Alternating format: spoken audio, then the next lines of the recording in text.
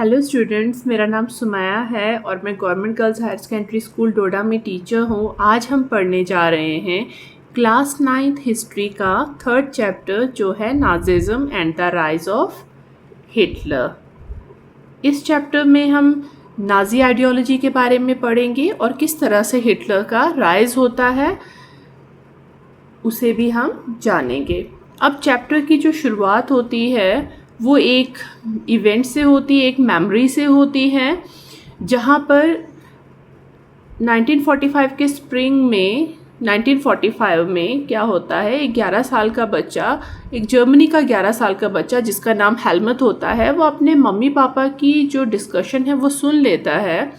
उसके पापा जो कि एक जाने माने डॉक्टर होते हैं, वो अपनी वाइफ के साथ ये डिस्कस कर रहे होते हैं कि क्या उसे अकेले ही सुसाइड कर लेनी चाहिए या फिर पूरी फैमिली को लेके जो है, या फिर उसे पूरी फैमिली को मार देना चाहिए।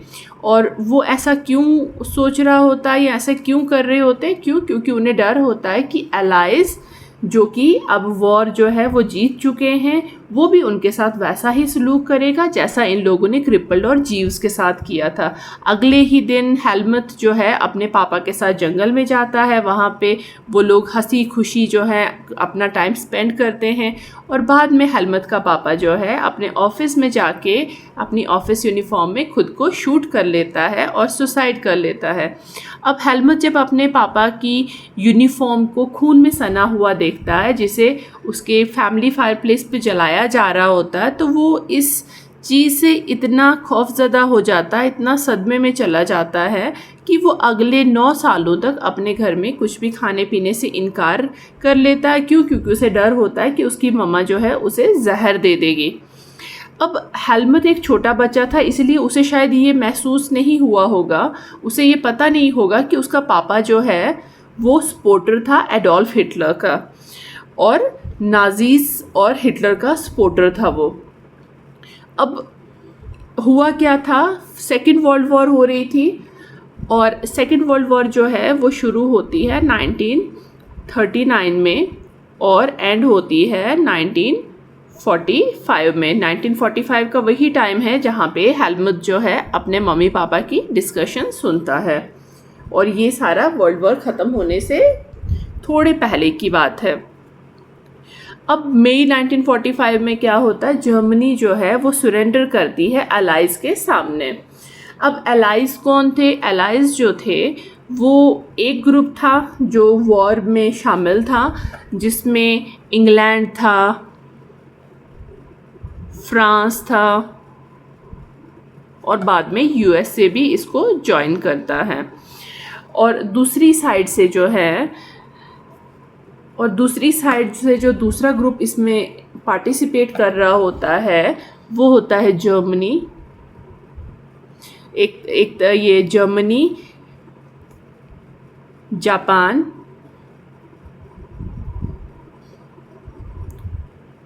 And Italy.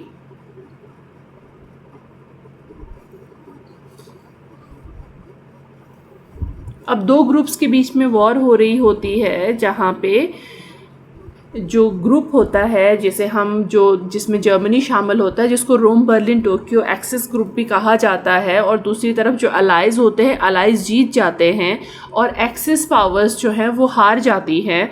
और अब हारने के साथ ही जो है हिटलर और उसका जो हारने से पहले अब उनको पता था कि क्या होने वाला है। जब वो हार जाते हैं तो वो जो ये हिटलर होता है और उसका जो प्रोपेगेंडा मिनिस्टर होता है गोबल्स, जिसे हम आगे चैप्टर में पढ़ेंगे, उसकी अपनी पूरी फैमिली समेत जो है वो सुसाइड कर लेते हैं बर्लिन के एक बंकर में। अप्रैल में मई में वॉर एंड होती है और सरेंडर किया जाता है अलाइज को, और ये लोग जो है अप्रैल में ही अपने बंकर में जाके सुसाइड कर लेते हैं। ऐसा क्यों होता है? क्योंकि इन्हें डर होता है कि अब अलाइज भी उनके साथ यही सलूक करेंगे जो इन्होंने जर्मनी में क्रिपल्स के साथ किया है, जीव्स के साथ किया है, जिप्सीज के साथ किया है। अब जब ये सरेंडर करते हैं तो उसके बाद क्या किया जाता है, वॉर ख़त्म होके इंटरनेशनल ट्रिब्यूनल बनाई जाती है न्यूरेमबर्ग में, ताकि वो नाजी वॉर क्रिमिनल्स को पर्सिक्यूट कर सके अब क्राइम्स क्या थे इनके? पहला क्राइम था crimes against peace. Crimes against peace यानी जो शांति चल रही थी उसे भंग करने के लिए जो इन्होंने जो क्राइम किए हैं, एक तो वो, और जो जिस चीज़ से ये लोग डर रहे थे, जो इनका मेन जो ट्रॉमा था वो दूसरे वाला क्लॉज था, वो था crimes and crimes against war crimes and crimes against humanity. जो मेन चीज़ थी जिससे ये डर रहे थे और इन्होंने सुसाइड की, वो थे war crimes and crimes against humanity. अब जर्मनी ने जो कंडक्ट किया था, जिस तरह से जर्मनी ने जो चीज़ें ड्यूरिंग वॉर की थी, जिसे क्राइम्स अगेंस्ट ह्यूमैनिटी कहा गया, जो कि सीरियस मॉरल और एथिकल जो इन्होंने वायलेशंस की थी, जिसकी वजह से पूरी दुनिया ने इन्हें कंडेम किया। तो इसलिए हमें ये एक्ट्स जो हैं वो देखने पड़े कि आखिर ऐसे क्या एक्ट्स इन्होंने कहा किए थे जिन्हें war crimes and crimes against humanity, और जिनको फेस करने के डर से जो है इन लोगों ने सुसाइड करना प्रेफर किया। अब सेकेंड वर्ल्ड वॉर के शैडो में ये लोग क्या करते हैं, जर्मनी ने जिनोसाइडल वॉर की थी और मास मर्डर किए थे सिलेक्टेड ग्रुप्स के सिविलियंस के यूरोप में। अब जिन लोगों को मारा गया उनमें से 6 मिलियन जीव्स होते हैं, 2 लाख जिप्सीज होते हैं, 1 मिलियन पॉलिश सिविलियंस होते हैं, 70,000 जर्मन्स होते हैं जिनको मेंटली और फिजिकली जो है डिसेबल्ड जो लोग थे, जिनको अनडिज़ायरेबल्स के नाम से कहा जाने लगा। और इन लोगों को इन्होंने कैसे मारा? नाजीज़ ने इन लोगों को मारा, इनको गैस चैम्बर्स में डाल के इनको मार दिया गया। और इनके जो गैस चैम्बर्स थे, जैसे ऑशविट्ज़ था जो फेमस इनके थे, जो इन्होंने पोलैंड वगैरह में बनाए थे, तो वहाँ पे गैस चैम्बर्स में डाल के इन लोगों ने ये जीव्स को मर्डर किया। अब न्यूरमबर्ग जो ट्रिब्यूनल है, इतने हार्श क्राइम्स के बाद भी जो है इनमें से सिर्फ 11 जो लीडिंग नाजीज़ होते हैं ना, उन्हीं को डेथ सेंटेंस देती है और कुछ जो है उन्हें उम्र कैद की सज़ा सुनाई जाती है। अब ये जो सलूक इनके साथ किया जाता है कि इनको इतना लीनियंटली छोड़ दिया जाता है, इतना इनके साथ जो है लीनियंसी बरती जाती है, उसका रीज़न एक ही होता है कि इस बार जो है वो जर्मनी के साथ कोई भी हार्श ट्रीटी जो है नहीं करना चाहते, ऐसा जो हार्श ट्रीटमेंट जर्मनी को नहीं देना चाहते जैसा इन्होंने फर्स्ट वर्ल्ड वॉर के बाद दिया था। और यही एक रीज़न भी बना जिस वजह से नाजी जर्मनी जो है वो जैसा हमें देखने को मिला, इतना क्रूवल, इतना एग्रेसिव, वो इसी के कारण बना था, जो कि फर्स्ट वर्ल्ड वॉर के बाद जो ट्रीटमेंट दिया गया था नाजी ये जर्मनी को। अब इसके लिए हमें देखना पड़ेगा कि फ़र्स्ट वर्ल्ड वॉर में ऐसा क्या हुआ था कि सेकेंड वर्ल्ड वॉर तक नौबत आ गई और सेकेंड वर्ल्ड वॉर के बाद अलाइज ने जो है लीनियंसी बरती जर्मन्स के साथ। अब फर्स्ट वर्ल्ड वॉर जब जो कि 1914 से 1919 में होती है, जिसमें ऑस्ट्रियन एम्पायर एक तरफ होता है और ऑस्ट्रियन एम्पायर के साथ जो है जर्मन एम्पायर भी जुड़ा होता है। ऑटोमन एम्पायर एक साइड पे जो है ऑस्ट्रियन एम्पायर है, जर्मनी इनके साथ है, और ऑटोमन एम्पायर, ये तीनों जो हैं ये थे एम्पायर्स थे, इसीलिए इन्हें सेंट्रल पावर्स कहा गया। और दूसरी तरफ होते हैं अलाइज। अलाइज में इंग्लैंड होता है, फ्रांस होता है और रशिया होते हैं। अब सारे जो है वॉर शुरू कर देते हैं और सोचते हैं कि वॉर तो दिसंबर तक ख़त्म हो जाएगी, लेकिन ऐसा नहीं होता और ये वॉर जो है यूरोप के सारे रिसोर्सेज को ड्रेन कर देती है। अब जर्मनी जो है शुरू में तो ये जीत रहा होता है, फ्रांस और बेल्जियम को ऑक्यूपाई कर रहा होता है, लेकिन एलाइज जो है यूएस की एंट्री हो जाती है जब वॉर में, तो ये एलाइज जो हैं वो जीतने लगते हैं और जर्मनी और सेंट्रल पावर्स जो हैं वो हार जाती हैं नवंबर 1918 में।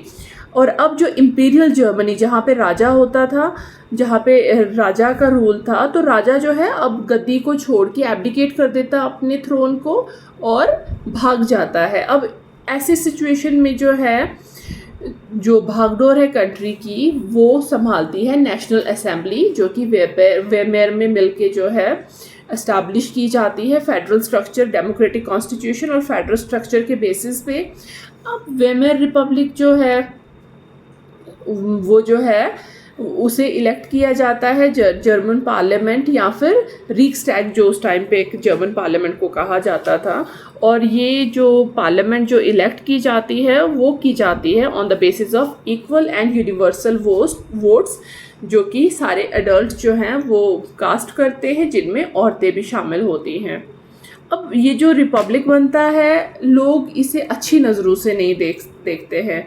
क्यों? क्योंकि ये जो रिपब्लिक होता है ये जर्मनी की डिफीट को एक्सेप्ट करता है at the end of the war. इनके हाथ में वैसे होता भी कुछ नहीं है, क्योंकि राजा जो है वो ऑलरेडी थ्रोन को एब्डिकेट करके भाग चुका है, और ये लोग तो बस ये बर्डन, ये जो है ये एक फेस सेविंग के लिए एक गवर्नमेंट बना रहे हैं। अदरवाइज़ इनके हाथ में तो कुछ भी नहीं था, लेकिन स्टिल लोग जो है इन्हें ही जो है रिस्पॉन्सिबल मानते हैं जर्मनी की हार का। अब पीस ट्रीटी होती है वर्सेल्स में। एलाइज जो हैं उनके वो जो है एक हार्श और ह्यूमिलेटिंग पीस ट्रीटी करते हैं जर्मनी के साथ। और जर्मनी की तरफ से जो लोग इस ट्रीटी को साइन कर रहे थे वो वेमर रिपब्लिक के लोग ही थे। अब और इस ट्रीटी में जर्मनी जो है अपनी ओवरसीज़ कॉलोनीज़, अपनी 1/10 पॉपुलेशन, 13% टेरिटरी, 75% जो आयरन एंड 26% कोल जो है फ्रांस, पोलैंड और डेनमार्क, लिथुआनिया के हाथों मतलब उनको दे दिया जाता है। वो अलाइड पावर्स जो हैं वो जर्मनी को डीमिलिटराइज कर देती हैं।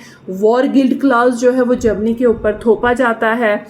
अब जर्मनी जो है उसे मजबूर किया जाता है कि वो कंपनसेशन देगी वॉर डैमेजेस के अलाइड कंट्रीज़ को।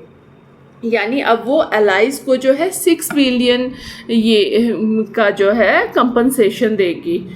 और जर्मन्स जो हैं, जो कि जर्मनी में वेमर रिपब्लिक ही था जो इसे साइन कर रहा था ऑन बिहाफ ऑफ जर्मनी, तो ये जो हार्श ट्रीटी वर्सेल्स पे ये लोग एक्सेप्ट करते हैं उसे डिस्ग्रेस माना जाता है जर्मनी के लिए, और इसलिए लोग इनसे थोड़ा नाराज़ होते हैं। अब वॉर के इफ़ेक्ट्स क्या पड़े होते हैं जर्मनी की इकॉनमी के ऊपर।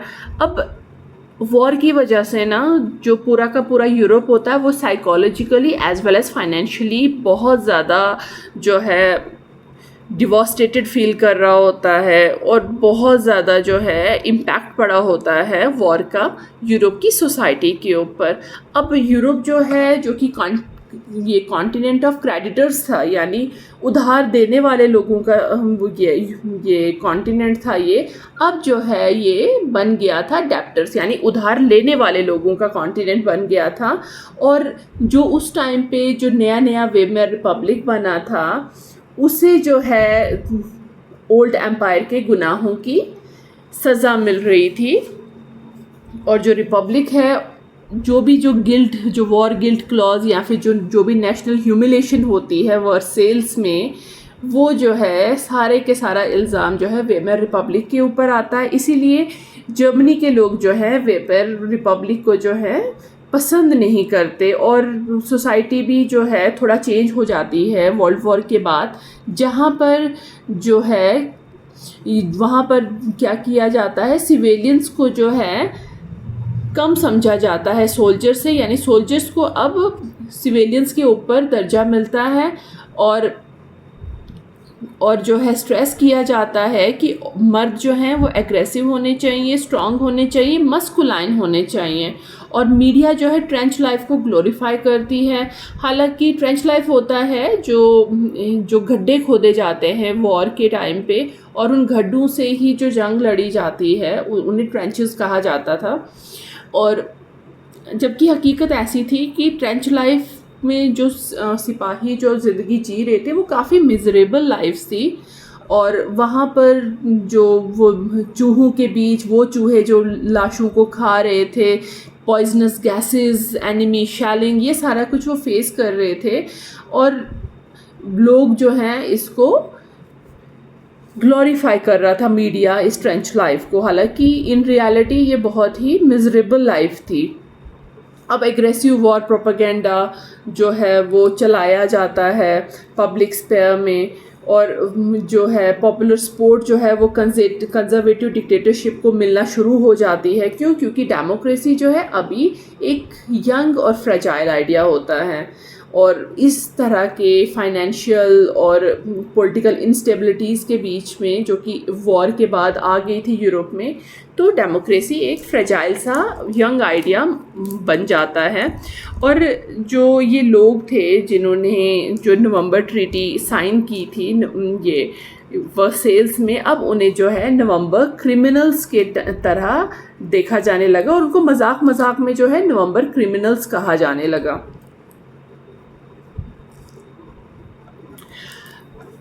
अब पॉलिटिकल रेडिकलिज्म और इकोनॉमिक क्राइसिस जो हमें ये जर्मनी में देखने को मिल रहा था, वो हमें वो जो है वो इन लाइन्स था रशिया के साथ। वहाँ पे जो है अब लोग डिमांड कर रहे थे, जैसे बोल्शेविक रेवोल्यूशन हुआ रशिया में, वैसा ही एक रेवोल्यूशन जो है वो जर्मनी में भी होना चाहिए। तो सोवियत वर्कर्स और सेलर्स जो हैं वो गवर्नेंस वो जो हैं वैसा एटमॉस्फेयर बहुत सारी सिटीज़ में बन रहा होता है। और अब इसके खिलाफ जो हैं सोशलिस्ट डेमोक्रेट कैथोलिक्स जो हैं वो वेमर में जो हैं वो मिलते हैं ताकि डेमोक्रेटिक रिपब्लिक बना सकें। लेकिन वेमर रिपब्लिक जो है इन सारी अपराइजिंग को क्रश कर लेती है, और वो जो है वॉर वेटरन्स को जो हैं बुलाते हैं और इन्हें क्रश कर देते हैं। अब आपस में ही जब ये लोग लड़ रहे होते हैं तो वो जो है उस टाइम वो टाइम मिल जाता है हिटलर को पावर में आने का, और साथ ही साथ क्योंकि हिटलर जो है वो राइज़ कर रहा है तो इनका ये आपस में डिवाइडेड थे, इसीलिए किसी का भी जो ध्यान है वो हिटलर की तरफ नहीं जाता। अब जो पॉलिटिकल रेडिकलिज्म जर्मनी में चल रहा होता है वो और ज़्यादा बढ़ जाता है 1923 के दौर में। जो होता क्या है कि जर्मनी ने जो है बहुत सारे कर्ज़े ले रखे होते हैं और वो इन्हें गोल्ड में पे कर रहा होता है। अब गोल्ड रिजर्व्स जो हैं इनके तेज़ी से ख़त्म हो रहे होते हैं। अब 1923 में जर्मनी बोलते हैं कि नहीं, अब जो है मैं जो दे रहा हूँ कंपनसेशन अब मैं नहीं दे सकता, और वो इनकार कर देता है। तो फ्रांस क्या करता है, फ्रांस जो है इनका जो लीडिंग इंडस्ट्रियल एरिया होता है रूहर का, उसे अपने कब्ज़े में ले लेता है, और जर्मनी जो है उनका जो मेन एरिया है जो सोर्स ऑफ इनकम था उस टाइम पे, वो भी जो है इनके हाथ से चला जाता है। और गुस्से में आके जर्मनी क्या करता है, वो मतलब पेपर करेंसी जो है उसको रेकलेसली प्रिंट करना शुरू कर देता है, यानी वो पैसे छापने शुरू कर देते हैं। अब क्योंकि बहुत ज़्यादा पैसा छाप रहे थे लेकिन चीज़ें तो सेम थी, तो चीज़ों की क्वांटिटी तो बढ़ी नहीं, तो उससे क्या हो गया कि पैसे की जो कीमत है वो जर्मनी में बहुत ज़्यादा गिर गई, और इस हद तक गिर गई कि चीज़ें जो हैं कम थी तो पैसा इतना ज़्यादा था कि इवन एक लोफा ब्रेड खरीदने के लिए भी लोगों को बोरियों में जाके पैसे लेने पड़ते थे, लेकिन स्टिल उन्हें ब्रेड जो है वो अवेलेबल नहीं होती थी। अब इसी के साथ जो है ये अमेरिका जो है वो जर्मनी को बेल आउट करता है इस सब में से, और कैसे करता है, वो इंस्टॉलमेंट में लोन देता है जर्मनी को डेव्स प्लान के तहत। डेव्स जो है एक पर्सन होते हैं जो ये जर्मनी को लोन देते हैं। अब थोड़ा बहुत जो है जर्मनी जो है अपने कर्ज़ों में से, अपने फाइनेंशियल इंस्टेबिलिटी में से और डिप्रेशन में से निकल ही रहा होता है, उभर ही रहा होता है कि जो डिप्रेशन के ईयर्स जो हैं जो हिट कर लेते हैं। होता क्या है, जो ग्रेट डिप्रेशन जो कि 1930s के दौर में पूरी दुनिया को हिट करता है अलग अलग टाइम पे, और पूरी दुनिया की इकोनॉमीज़ जो हैं वो अनस्टेबल बन जाती हैं। तो इस टाइम पे जो अमेरिका है वहाँ की इकोनॉमी भी इसमें हिट होती है, और वॉल स्ट्रीट एक्सचेंज जो है वो क्रैश कर जाता है 1929 में। और क्योंकि अब अमेरिका की जो यूएसए की जो खुद की इकोनॉमी है वो स्टेबल नहीं है, वहाँ पे फैक्ट्रीज़ बंद हो रही हैं, वहाँ पे जो है इंपोर्ट्स जो हैं वो नहीं लिए जा रहे, तो उनकी अपनी जो इकोनॉमी है वो स्टेबल नहीं है। तो यूएसए जो है वहाँ पे रिसेशन चल रहा है, तो वो लोग जर्मनी की मदद नहीं कर सकते। तो जर्मनी की इकॉनमी जो कि ऑलरेडी क्राइसिस में थी और with the help of Dawes plan अब थोड़ा थोड़ा उभर रही थी, तो वो जो है सबसे ज़्यादा और ज़्यादा वर्स हिट हो जाती है डिप्रेशन के ईयर्स में, जब यूएसए जो है अपना फाइनेंशियल सपोर्ट को बैक कर लेता है। अब 1932 में क्या होता है कि इंडस्ट्रियल प्रोडक्शन जो है वो भी कम हो जाती है, वर्कर्स की जॉब चली जाती है और हालत ऐसी हो जाती है कि लोग अपने गलों में जो है बोर्ड्स लेके चलते हैं कि मुझे किसी भी तरह का कोई भी काम जो है दे दिया जाए।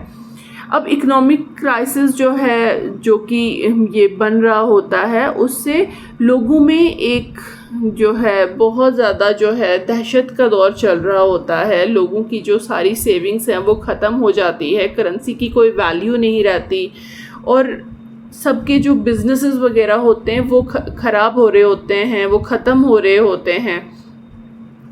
अब जो है बड़े बड़े बिजनेसमैन जो हैं वो भी क्राइसिस में होते हैं, पीजेंट्री भी जो है वो इक्वली इफ़ेक्ट हुई होती है, एग्रीकल्चरल प्राइसेस जो हैं वो गिर जाती हैं। अब औरतें जो हैं अपने बच्चों का पेट भरने के लिए बहुत ही दुखी होती है कि अब बच्चों को खाना कहाँ से खिलाया जाए। और पॉलिटिकली जो वेमर रिपब्लिक होता है ना, वो बहुत ही फ्रेजाइल होता है। क्यों? क्योंकि एक तो ये सिंस को बेयर करने के लिए था जो ओल्ड रिजाइम थी, राजा एब्डिकेट करके चला जाता है और ये बच जाते हैं वेमर रिपब्लिक वाले। अब वेमर रिपब्लिक जो है जो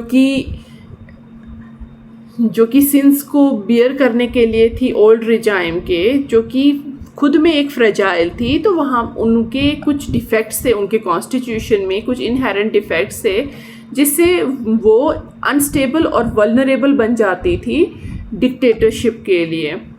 एक था उनका जो था वो था प्रोपोर्शनल रिप्रेजेंटेशन।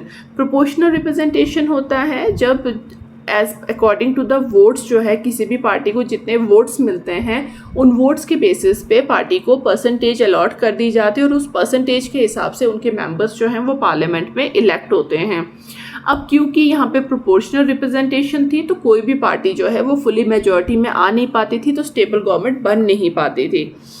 तो स्टेबल गवर्नमेंट जो है वो बन नहीं पाती थी, अब जिसकी वजह से कोलिशन गवर्नमेंट्स बनती थी। और दूसरा जो डिफेक्ट था इसमें वो था आर्टिकल 48 जो प्रेसिडेंट को पावर्स देता था ताकि वो एमरजेंसी को इम्पोज कर सके, सिविल लिबर्टीज़ को सस्पेंड कर सके और रूल बाय डिक्री कर सके। और थोड़े ही समय में रिपब्लिक ने 20 डिफरेंट कैबिनेट्स जो हैं वो बनते बिगड़ते देखी। और जो आर्टिकल 48 है उसका भी जो है बहुत बार ये लोग इस्तेमाल करते रहते थे, लेकिन यही जो डिफेक्ट्स होते हैं, जो इनहेरेंट डिफेक्ट्स होते हैं वेमर रिपब्लिक के कॉन्स्टिट्यूशन में, वही कॉज बनते हैं हिटलर के राइज का। अब इन्हीं चीज़ों को यूज़ करके जो है हिटलर जो है वो डिक्टेटरशिप की तरफ जाएगा और डिक्टेटर बन जाएगा जर्मनी का, जो कि हम पढ़ेंगे नेक्स्ट पार्ट में इस चैप्टर के। Okay, thank you, have a nice day.